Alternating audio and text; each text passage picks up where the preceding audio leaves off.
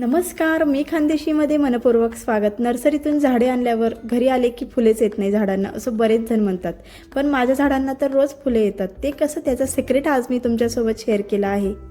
रोजच्या भाजीत आपण जो कांदा वापरतो त्याची साल तुम्ही फेकून देता का? तर तसं नका करू. वापरत नसलेल्या भांड्यात किंवा बकेटमध्ये पाणी घ्यायचं आणि ती साल त्याच्यात भिजवत ठेवायची. 24 तासापेक्षा जास्त वेळ भिजल्यानंतर ते पाणी तुम्ही झाडांना घाला आणि त्यानंतर तुम्ही रिझल्ट बघा. छान हिरवीगार टवटवीत झाडे असतात आणि फुले तर खूपच येतात. असंच तुम्ही जी केळीची साल असते त्याचीही प्रोसेस सेम करू शकतात.